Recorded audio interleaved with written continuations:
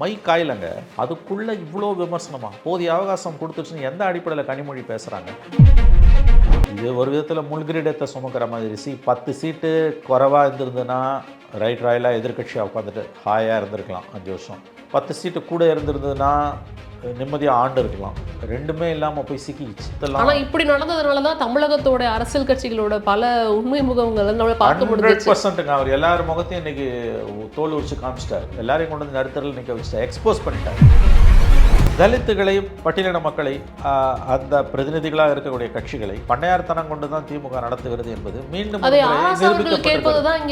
அது எப்பயுமே அப்படிதான் அது வரும். தன்கை கொண்டு தன் கண் குத்துதல். அது ஏன் சார் மற்ற கட்சிகள் வெளியில போகும்போது கேட்காத அந்த கேள்வி வந்து விசிகா? அதான் பண்ணையார்த்தனன்றது. இது தோத்தது புது கட்சி கிட்டன்னும் போது அவங்களால அதை சகிச்சுக்க முடியல. அதனுடைய விளைவு தான் இது. ஆனால் இது இப்படியே போச்சுன்னா இன்னமும் அவர்கள் மக்கள் மன்றத்தில் அந்நியப்படுவார்கள், தனிமைப்படுவார்கள், இன்னமும் மேலும் மேலும் தோல்வியை தான் தழுவார்கள். இந்த நம்பர்ஸ் வந்து விஜய்க்கு நம்பிக்கை கொடுக்கல. 118 தனியாக இருக்கணும்னு விரும்புகிறாரு அவர். நம்பர்ஸ் ரொம்ப டெலிகேட் நம்பர்ஸ் அவருக்கு வந்து. அவர் பஃபர் இல்லை. 118னா ஒரு 125ஆவது இருக்கணும்னு பார்ப்பாங்க. 118ஆவது இருக்கணும் குறைஞ்சது.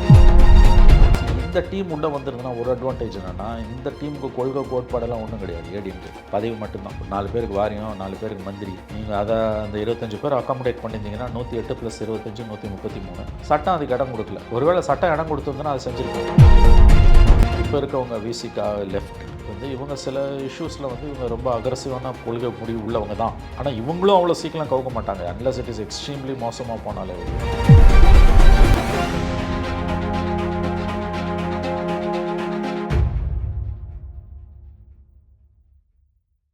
சார், இதில் அடுத்த கட்டமாக நம்ம பார்க்க வேண்டியது என்ன அப்படின்னா, கூட்டணி கட்சிகள், அதாவது கூட்டணியிலேருந்து திமுக கூட்டணியிலேருந்து வந்து இங்கே ஆதரவு தெரிவித்த கட்சிகள், குறிப்பாக திருமாவளவன் அவர்கள் என்ன சொல்கிறாருன்னா, நாங்கள் வந்து என்றைக்கும் வந்து ஆட்சியை கவிழ்க்க விட மாட்டோம், 5 வருடம் ஆட்சி பண்ணுறதுக்கு நாங்கள் பக்கபலமாக இருப்போம், அதிமுகலேருந்து வந்தவங்கள நீங்கள் சேர்த்துக்கிறது வந்துட்டு மனத்தாங்கலாக இருக்குங்கிற மாதிரியே ஒரு விஷயத்தை வெளிப்படுத்துகிறார். அதை எப்படி பார்க்கலாம்? இவங்க வந்து இடதுசாரிகளையும் விசிகாவையும் நம்பலையா?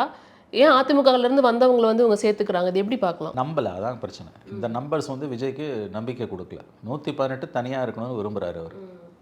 அதனோட விளைவு தான் இந்த ஏடிஎம்கேவோட போய் சேர்ந்தது. நீங்கள் வந்து அவங்கள வீடு தேடி போய் சிவி சண்முகத்தை பார்த்தது, அவங்க ஓட்டு போட்டப்ப நன்றி தெரிவித்ததெல்லாம் அதுதான். நம்பர்ஸ் ரொம்ப டெலிகேட் நம்பர்ஸ் அவருக்கு வந்து. அவர் பஃபர் இல்லை. 118னா ஒரு 125ஆவது இருக்கணும்னு பார்ப்பாங்க. 118ஆவது இருக்கணும் குறைஞ்சது. 107 தான் இருக்குது. 107னா 108. திருச்சி கிழக்கு ஜெயிச்சாங்கன்னா 10 சீட்டு குறையுது உங்களுக்கு. அது மண்டையில் ஓடிக்கிட்டே இருக்கும். வேறு எதுலையும் கவனம் செலுத்த முடியாது. எப்போ கவுத்துருவாங்கன்னு தோண்டிகிட்டே இருக்கும். சரி, இந்த டீம் உள்ளே வந்துருதுன்னா ஒரு அட்வான்டேஜ் என்னென்னா, இந்த டீமுக்கு கொள்கை கோட்பாடெல்லாம் ஒன்றும் கிடையாது. ஏடிஎம்கேக்கு பதவி மட்டும்தான். ஒரு 4 பேருக்கு வாரியம், 4 பேருக்கு மந்திரி. நீங்கள் அதை அந்த 25 பேர் அக்காமடேட் பண்ணியிருந்தீங்கன்னா 108 + 25 133. சட்டம் அதுக்கு இடம் கொடுக்கல. ஒருவேளை சட்டம் இடம் கொடுத்துருந்தோன்னா அதை செஞ்சுருப்பாங்க. இவங்களை யாரையும் நம்பியிருக்க மாட்டாங்க. 5 வருஷம் ஓடி இருக்கும். ஏன்னா வேறு விதமான அரசியல் கொள்கை கோட்பாடு சித்தாந்தம் எதுவும் கிடையாது. நல்லா இருக்கணும், அவ்வளோதான். ஆனால் இந்த டீம் இப்போ இருக்கவங்க விசிகா லெஃப்ட் வந்து இவங்க சில இஷ்யூஸில் வந்து இவங்க ரொம்ப அக்ரெசிவான கொள்கை முடிவு உள்ளவங்க தான். ஆனால் இவங்களும் அவ்வளோ சீக்கிரம் கவுக்க மாட்டாங்க, அன்லஸ் இட் இஸ் எக்ஸ்ட்ரீம்லி மோசமாக போனாலே ஒழிய. இப்போ உதாரணத்துக்கு பிஎம்ஸ்ரீயில் போய் நாளைக்கு அவர் விஜய் கையெழுத்து போடுறாருனா கூட இவங்க கவுப்பாங்கன்னு எனக்கு தோணலை. ஆதரவு வாபஸ் வாங்க மாட்டாங்க, போராடுவாங்க, கண்டனம் தெரிவிப்பாங்க, ஆர்ப்பாட்டம் பண்ணுவாங்க, பட் உள்ளே தான் இருப்பாங்க. அதாவது திமுக கூட்டணியில் இருந்த மாதிரி. எக்ஸாக்ட்லி. மந்திரி சபைக்கு உள்ளே போகிறதுல இருக்க ஒரு பெரிய அட்வான்டேஜ் என்னென்னா, வெளியிலேருந்து கத்துறதை விட உள்ளே போயிட்டீங்கன்னா உங்களுக்கு அந்த பொறுப்பு வந்துடும். நீங்கள் you become part of the government. புலி வாழை பிடிச்சவன் புலி உயிரோட இருக்க வரைக்கும் ஓடுற மாதிரி கவர்மெண்ட் இருக்க வரைக்கும் 5 வருஷம் ஓடி தான் ஆகணும். நீங்கள் பதவி கொடுக்கக்கூடிய சுகமும் நெருக்கடியும் எப்படி வேணால் எடுத்துக்கலாம். அது உள்ளே போயிட்டீங்கன்னா, சிஸ்டத்துக்குள்ளே போயிட்டீங்கன்னு அர்த்தம் அதுக்கு வந்து. பட் ஸ்டில் அவருக்கு வந்து அந்த நம்பிக்கை இல்லை. அவருக்கு நம்பிக்கை இல்லாமல் இருப்பது நியாயமானது தான் என்னை பொறுத்த வரைக்கும். அது புரிந்து கொள்ளக்கூடிய நெருக்கடி. அது வந்து இப்படி சொல்லலாம், காரணமற்ற பயம் அல்ல, காரணமற்ற ஒரு தயக்கம் அல்லது பதைப்பதைப்பு அல்ல. அதுக்கு ஒரு காரணம் இருக்குது. இவர்கள் ஆதரவை வாபஸ் வாங்கி விடுவார்களோ என்று விஜய் எண்ணுவதற்கும் அச்சப்படுவதற்கும் இருக்கக்கூடிய காரணங்கள் நியாயமானவை. அதனால தான் அவர் இந்த ஆப்ஷனை பார்த்தாங்க. பட் அவங்க நேரம் தெளிவாக supreme court judgment 23 supreme court judgment is very clear. அவங்க any time they'll be disqualified. Speaker பண்ணலன்னா அவங்க ஹைகோர்ட்டோ சுப்ரீம் கோர்ட்டோ போனாங்கன்னா 2 வருஷம் 3 வருஷத்தில் ஆகலாம். அல்லது சம்டைம்ஸ் சீக்கிரமாக எடுத்து 3 மாதத்தில் கூட சுப்ரீம் கோர்ட் டிஸ்போஸ் பண்ணலாம். அப்படி பண்ணால் கொலாப்ஸ் கவர்மெண்ட். அதனால தான் இவர் அங்கேருந்து ஆளை இழுக்க பார்த்தாரு. அவங்களுக்கு பதவி தேவைப்பட்டது. Now that option is over. இப்போ திரும்ப வந்து நாங்கள் கவுக்க மாட்டோன்றது டெய்லி இதை பேசிக்கினே வாங்க இருப்பீங்க நீங்கள். அதுக்கு தான் நீங்கள் என்ன பண்ணணும்னு கேட்டிங்கன்னா, ஒரு குறைஞ்சபட்ச செயல் திட்டத்தின் கீழே கவர்மெண்ட்டை ஆதரிக்கிற கட்சிகள் அந்த கவர்மெண்ட் ஆதரிக்கணும். ஒரு குறைஞ்சபட்ச செயல் திட்டம், ஃபார் எக்ஸாம்பிள் காமன் மினிமம் ப்ரோக்ராம்னு ஒன்று வச்சு அதன்படி நீங்கள் வந்து இந்த கவர்மெண்ட்டை வந்து இப்போ இந்த காங்கிரஸோட 5, 2 4 லெஃப்ட்டு 9, 2 விசிகா 11 ஐயுஎம்எல் 13 பேர் வந்து காமன் மினிமம் ப்ரோக்ராம் குறைந்தபட்ச செயல் திட்டத்தின் கீழ் நாங்கள் விஜய் அரசை ஆதரிக்கிறோம்னு சொல்கிறாங்கன்னா அரசுக்கான ஸ்திரத்தன்மை கூடுதலாக இருக்கும். அப்போ அந்த சிஸ்டத்துக்கு அந்த காமன் மினிமம் ப்ரோக்ராமுக்கு வெளியில் போகாமல் செயல்படுறதுக்கு ஒரு வாய்ப்பு இருக்குது. பட் அதில் வரக்கூடிய இன்னொரு நெருக்கடி என்னென்னா, ஃபண்டு வேணும்னா நீங்கள் சென்ட்ரல் கவர்மெண்ட் சொல்கிறத செஞ்சாகணும், இல்லைன்னா ஃபண்டு வராது. ஃபண்டு வரலைன்னா எங்கள் திட்டங்களை நிறைவேற்ற முடியலன்னா பொலிட்டிக்கலி டிஎம்கே வந்து they will make life miserable for you. அவங்க உங்களை இம்சை கொடுக்கறதுல அவர்கள் மிகப்பெரிய எக்ஸ்பர்ட்ஸ்.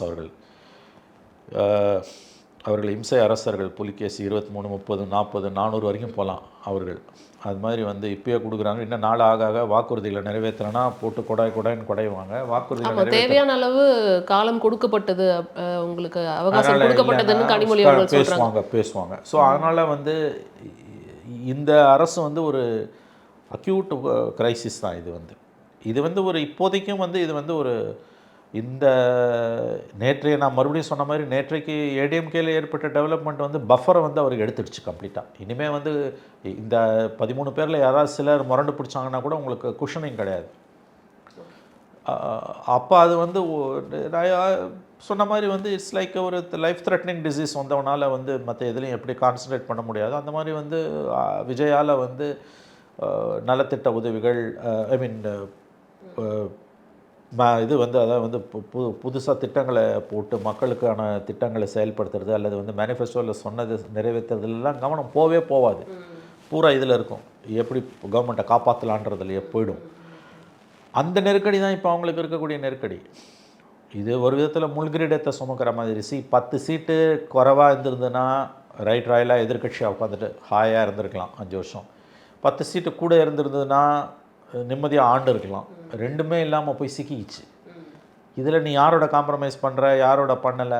ஏன்னா அவங்க முதல்ல ஏடிஎம்கேலேருந்து அந்த 25 பேரை உள்ளே இழுத்தலாம். ஆனால் இப்படி நடந்ததுனால தான் தமிழகத்தோட அரசியல் கட்சிகளோட பல உண்மை முகங்களை நம்மளை பார்க்க முடியுது. 100%ங்க. அவர் எல்லார் முகத்தையும் இன்றைக்கி தோல் உரிச்சு காமிச்சிட்டார். எல்லாரையும் கொண்டு வந்து நடுத்தரில் நிற்க வச்சுட்டார். எக்ஸ்போஸ் பண்ணிட்டார். ஏடிஎம்கேவை எக்ஸ்போஸ் பண்ணிட்டார். தரவா திருமாவளவன் விசிகாவை எக்ஸ்போஸ் பண்ணிட்டார். யூஎம்எல் எக்ஸ்போஸ் பண்ணிட்டார். விசிகா இவங்களை லெஃப்ட்டை எக்ஸ்போஸ் பண்ணிட்டார். டிஎம்கேவையும் எக்ஸ்போஸ் பண்ணிட்டார். Is exposed everybody. எல்லாரோட முகங்களும் இன்றைக்கி வந்து முகமூடி கிழிஞ்சு தொங்குது. அதிகாரம் தான், பவர் இல்லைன்னா யாராலையும் இருக்க முடியாதுன்றதும், பவருக்காக எந்த காம்ப்ரமைஸுக்கும் போவாங்கன்றதும் தெரியுது. இது வந்து அரசியல் கட்சிகளுக்கு மக்கள் மீது நம்பிக்கை இருந்ததுன்னா, அக்கறை இருந்ததுன்னா இதையே ஒரு எல்லா ஆப்பர்ச்சுனிட்டிஸும் எப்படி சேலஞ்சாக மாற்ற முடியுமோ அப்படி மாற்றிக்கலாம். அதுதான் நான் சொன்னேன். ஒரு காமன் மினிமம் ப்ரோக்ராமில் டிவைஸ் பண்ணாங்கன்னா ஸ்டெபிலிட்டி கூடும். லெஃப்டே அதை வலியுறுத்தலையாங்க. எடுத்தெடுப்பில் நிபந்தனையற்ற ஆதரவு தானே சொல்கிறாங்க அவங்க. ஆனால் கவுக்கிறதுக்கு அவ்வளோ சீக்கிரம் போக மாட்டாங்க.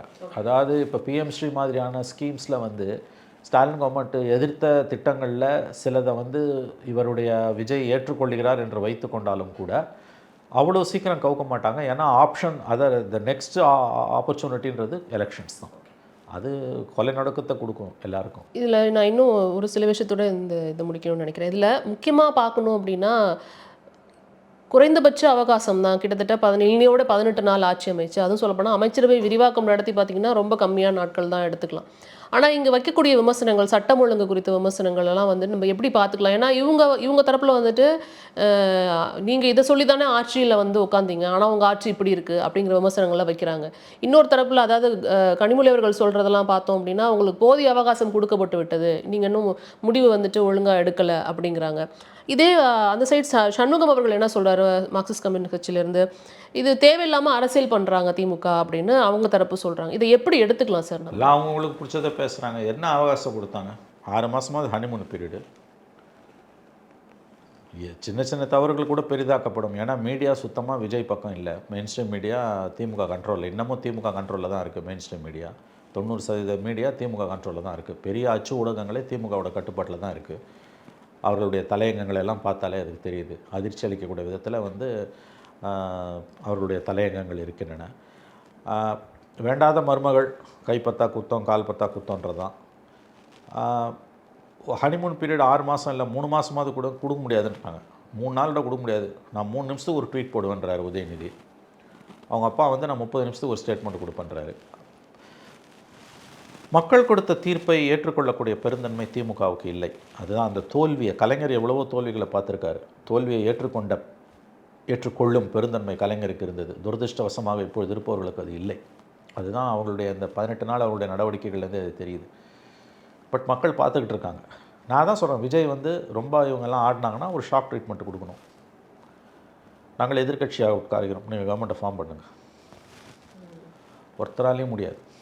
எலெக்ஷனுக்கு போச்சுன்னா இப்போ இருக்க 59 47 கூட வராது. எழுதி வச்சுக்கோங்க, கூட்டணி யுகத்திற்குள் தமிழகம் நுழைந்து விட்டது. இதை புரிந்து கொள்ளக்கூடிய பக்குவமோ ஏற்றுக்கொள்ளக்கூடிய பெருந்தன்மையோ திமுக அண்ணா திமுக 2 பேருக்கும் இல்லை, குறிப்பாக திமுகவுக்கு இல்லை. ஏதாவது விபரீத விளையாட்டு விளையாடி இந்த அரசை இவர்கள் கவிழ்ப்பார்களே ஆனால், மறுபடியும் சொல்லுகிறேன், நன்றாக குறித்து வைத்துக் கொள்ளுங்கள், இதை விட மோசமான ரிசல்ட் வரும். அடுத்த 20 ஆண்டுகளுக்கு கூட்டணி அரசு தான் தமிழகத்தில் நடக்க போகுது. யாருக்கும் மெஜாரிட்டி வராது. ஏன்னா பைபோலராக இருந்த பாலிடிக்ஸ் இன்றைக்கி மல்டிபோலராக மாறி இருக்கு. அண்ணா திமுகவும் இருக்கும், திமுகவும் இருக்கும், விஜயோட கட்சியும் இருக்கும். ஸோ யாருக்கும் மெஜாரிட்டி 118 மேஜிக் மார்க்குன்றது அவ்வளோ ஈஸி கிடையாது. அடுத்து வரக்கூடிய தேர்தல்களில் கர்நாடகா மாதிரி ஒரு சூழல் வந்திருக்குது. இங்கே வந்து ஏடிஎம்கேவும் இருக்கும். இந்த தோல்வியோட ஏடிஎம்கே முடிஞ்சிடும்லாம் நான் சொல்லலை. அவங்க எண்ணிக்கையும் கூட வாய்ப்பு இருக்குது. திமுகவோட எண்ணிக்கையும் கூடலாம் அல்லது குறையலாம். பட் மல்டிபாலராக இது மாறிடுச்சு. ஆகவே இந்த கவர்மெண்ட்டை கவுத்துட்டா நான் வந்துடுவேன் அப்படின்னு திமுக நினைக்குமே. ஆனால் அதை விட ஒரு தவறான முட்டாள்தனமான ஒரு யோசனை எதுவும். இந்த விமர்சனங்கள் எல்லாம் வந்து மக்கள் பார்த்துட்டு தான் இருக்கிறாங்க. அவங்க என்ன நினைப்பாங்க? இது மக்கள் மனநிலையை பிரதிபலிக்குதா? மக்கள் மனதங்களை எது பிரதிபலிக்குதுன்னு இப்போ புதுசாக மை காயலைங்க. அதுக்குள்ளே இவ்வளோ விமர்சனமா? போதிய அவகாசம் கொடுத்துருச்சுன்னு எந்த அடிப்படையில் கனிமொழி பேசுகிறாங்க? எல்லா காலத்துலேயும் நடக்கிறது தான் இப்பயும் நடந்துக்கிட்டு இருக்குது. செட்டில் ஆகவே நீ விடலை. ரெண்டாவது, இது வந்து மற்ற அரசுகள் மாதிரி கிடையாது. மெஜாரிட்டி இல்லை. மெஜாரிட்டி இல்லாத ஒரு அரசு, அனுபவம் வாய்ந்தவர்களாக இருந்தால், கருணாநிதி மெஜாரிட்டி இல்லாத அரசை வச்சு ஆண்டார்னா அவருக்கு அனுபவம் இருந்தது. இவர் அரசியலுக்கு புதியவர். நான் தான் சொல்கிறேன், honeymoon period is grace period 6 months வேண்டாங்க, 3 monthsங்க. 3 months நாங்கள் கொடுக்க மாட்டோம், 3 weeks கூட கொடுக்க மாட்டோம். நான் சொன்ன மாதிரி இன்னும் 3 weeks முடியல. அரசு பதவியேற்று 3 வாரங்கள் இன்னமும் முடியல. 10ஆம் தேதி தான் பதவி ஏற்றார். இன்னும் 3 வாரம் கூட முடியல. 18 நாள் தான் இருக்குது. அதுக்குள்ளே இவ்வளவு விமர்சனமும் இவ்வளவு தூரம் ஒரு வெறுப்பு. ஒன்றே ஒன்று தாங்க, பதவியை இழந்ததை திமுகவால் ஜீரணிக்கவே முடியல. அண்ணா திமுக கிட்ட தோற்றுருந்தால் அது அவங்களுக்கு ஓரளவு ஆறுதலாக இருந்திருக்கும். இது தோற்றது புது கட்சி கிட்டன்னும் போது அவங்களால அதை சகிச்சுக்க முடியல. அதனுடைய விளைவு தான் இது. ஆனால் இது இப்படியே போச்சுன்னா இன்னமும் அவர்கள் மக்கள் மன்றத்தில் அந்நியப்படுவார்கள், தனிமைப்படுவார்கள், இன்னமும் மேலும் மேலும் தோல்வியைத்தான் தழுவார்கள். அதிமுகவை விட திமுக தான் வந்து இதில் அதிகப்படியாக வந்து மிரண்டு போய் கோபம் கொண்டு நிற்கிறது. ஏன்னா அவங்களுக்கு என்ன பண்ணுறதுன்னு புரியல. தோத்தது வந்து புது கட்சிக்கிட்ட.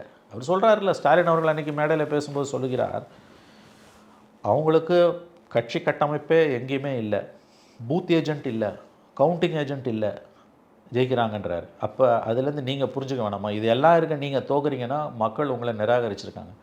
அப்போ அந்த தீர்ப்பை ஏற்றுக்கொள்ளக்கூடிய பெருந்தன்மை 75 ஆண்டு கால பாரம்பரியமிக்க கட்சிக்கு இல்லைன்னா ஒன்றும் செய்ய முடியாது. ஏன்னா திரும்பவும் சொல்கிறேன், இந்த அசம்பிளியில் நம்பர்ஸ் படி ரொம்ப டெலிகேட் நம்பர்ஸு ஆட்சி அமைக்க முடியும்னா அது விஜய் தாவேக்காவில் மட்டும்தான். கவுந்து போச்சு கவர்மெண்ட்டுனா, இது மாதிரி கவர்மெண்ட்டெல்லாம் எப்போனா கவரலாம். அது நான் அந்த வாய்ப்பை நான் மறுக்கலை. நான் அப்படி கவுந்துதுன்னா எலெக்ஷன் தான் ஒரே ஆப்ஷனு. ஏன்னா மற்ற 2 பேரால் ஃபார்ம் பண்ண முடியாது. அப்படி ஒரு சூழல் வந்ததுன்னா இப்போ இருக்கிற நம்பர்ஸும் இவங்களுக்கு வராது. ஆனால் அதை பற்றிலாம் அவங்க கவலையாக படலைங்க. அண்ணா திமுக ஆட்சியை கவுக்கிறதுல கவலை இல்லைங்க. திமுக ஆட்சியை கவிழ்ப்பதில் மிகுந்த ஒரு அக்கறையும் ஆர்வமும் இருக்கிறது. வாய்ப்பு கிடைச்சா கண்டிப்பாக கவுப்பாங்க. கவுத்தாங்கன்னா அதுக்கு பிறகு என்ன நடக்கும்ன்றது மக்கள் தான் முடிப்போம். ஓகே, நிறைவாக ஒரு கேள்வியோடு முடிக்கணும்னு நினைக்கிறேன் சார். இந்த திமுக விசிக மோதல் இதை நீங்கள் எப்படி பார்க்குறீங்க? ஏன்னா பெரம்பலூரில் சமீபமாக நடந்துச்சு அப்படிங்கிறத பார்க்க முடிஞ்சிச்சு. அதை நீங்கள் எப்படி பார்க்குறீங்க? 5 ஆண்டுகளாக விசிகாவை திராவிட முன்னேற்ற கழக அரசு அதிகாரத்தில் இருந்தபோது திமுக அடக்கி ஆண்டது. இன்றைக்கி வந்து ஆட்சி அகன்ற பிறகு 5 ஆண்டுகள் கிட்டத்தட்ட மூச்சு திணறலில் இருந்தவர்கள் இன்றைக்கு நிம்மதியாக மூச்சு விடுகிறார்கள். அடிக்கடிக்கு ஒரு காருக்கு போட்டு மூடிந்தீங்க ஒரு பாட்டிலை, காருக்கு பிச்சுக்கிச்சு, போனோன்னு பிச்சுக்கிச்சு. அது வந்து இது பிஜேபிக்காரர்கள் கூட கொடியேற்ற பல இடங்களில் அனுமதி கொடுத்த திமுக அரசு, ஸ்டாலின் அரசு, விசிகாக்காரர்கள் கொடியேற்ற கூட பல இடங்களில் அனுமதி கொடுக்கவில்லை. அது ஒரு பெரிய பிரச்சனையாகவே உருவெடுத்தது. எங்கேயாவது ஒரு பெரிய கொடி கம்பத்தை, 100 அடி கொடி கம்பத்தை இவர் திருமாவளவன் நாட்டிட்டு போகிறாருன்னா அடுத்த நாளே போலீஸை வச்சு அதை பிடுங்கி போடுவாங்க. இதெல்லாம் நிறையா நடந்தது உங்களுக்கு வந்து. அதில் இந்த இஷ்யூவில் ஆராசாவோட அந்த ட்வீட்டு அதெல்லாம் வந்து ஒரு மோதலுக்கு காரணமாக இருக்குது. பட் வன்முறைக்கு இடமில்லை. நிச்சயமாக வன்முறையை நாம் ஆதரிக்க முடியாது. ஆராசா வீடை முற்றுகையிட்டிருக்காங்க, தவறு. அதெல்லாம் போலீஸ் பாதுகாப்பு போடப்பட்டிருக்கிறது. அது ஏன் சார் மற்ற கட்சிகள் வெளியில் போகும்போது கேட்காத அந்த கேள்வி வந்து விசிகா? ஏன்னா அதான் பண்ணையார்த்தனன்றது. காங்கிரஸ் போகும்போது, லெஃப்ட்டு போகும்போதோ, ஐயுஎம்எல் போகும்போதே கேட்காம விசிகா போகும்போது கேட்பது இது நல்ல கேள்வி. மற்றவங்களுக்கு வராத கோபம் விசிகா வெளில போகும்போது ஏன் வருதுன்னா, கட்சி வந்து திராவிட முன்னேற்ற கழகம் என்ற கட்சி இடைநிலை சாதிகளோட முழு கட்டுப்பாட்டில் இருப்பதும், அங்கே தலித்துகள் வந்து எப்படி நடத்தப்படுகிறார்கள் என்பதும் ஏற்கனவே பலமுறை விமர்சனத்துக்கு உள்ளாகி இருக்கிறது. இன்றைக்கு விசிகாவுடைய இந்த முடிவுக்கு பிறகு விசிகாவை திமுக நடத்தக்கூடிய முறை என்பது தலித்துகளை, பட்டியலின மக்களை, அந்த பிரதிநிதிகளாக இருக்கக்கூடிய கட்சிகளை பண்ணையார்த்தனம் கொண்டு தான் திமுக நடத்துகிறது என்பது மீண்டும் நிரூபிக்கப்பட்டிருக்கிறது. அது எப்பயுமே அப்படி தான் அது வரும். தன்கை கொண்டு தன் கண் குத்துதல்னுவாங்க. அது ஆராசா போன்றவர்களே அப்படி பேசுகிறாங்கன்னா அது ஸ்டாலின்கிடம் இருக்கக்கூடிய தன்னுடைய விசுவாசத்தை காட்டுவதற்காக ராசா அப்படியெல்லாம் பேசுகிறார். அதில் அவர் காட்டிய உதாரணங்கள் வழக்கம் போல் பெண்களை இழிவுபடுத்தக்கூடிய உதாரணங்கள். இப்படி தான் 2021 எடப்பாடி பழனிசாமியோட அம்மாவை பற்றி, தாயாரை பற்றி அவர் பேசினார். எந்த ஒரு அரசியல் நெருக்கடி மோதல் வந்தாலும் பெண்ணை இழிவுபடுத்துவது என்ற வக்ர புத்தி ஆராசாவிடம் தொடர்ந்து இருந்து கொண்டே இருக்கிறது. அதுக்கு சமீபத்திய உதாரணம் தான் இந்த நிகழ்வு. இந்த மோதல் என்பது வந்து கடந்த 5 ஆண்டுகளாக அடக்கப்பட்ட உணர்வு, சராசரி விசிகா தொண்டனுடைய உணர்வு இன்று பீரிட்டு கிளம்பி கொண்டிருக்கிறது. வன்முறை தீர்வு அல்ல. ரொம்ப பெருந்தன்மையாக மெச்சூர்டாக தான் திருமா ரியாக்ட் பண்ணியிருக்காரு. திமுக தலைமை ரியாக்ட் பண்ணலை. பட் ராசா வீட்டை போய் முற்றுகையிடுவது, தாக்குவதெல்லாம் ஏற்புடையதல்ல. வன்முறைக்கு துளியும் ஜனநாயகத்தில் இடமில்லை என்பதை 2 தரப்புமே உணர்ந்து கொள்ள வேண்டும். அடுத்த கட்டமாக இருக்கிற அரசியல் நிகழ்வுகள் எப்படி ஆகுறதுன்னு பார்க்கலாம். நேரத்திற்கு ரொம்ப நன்றி. நன்றி.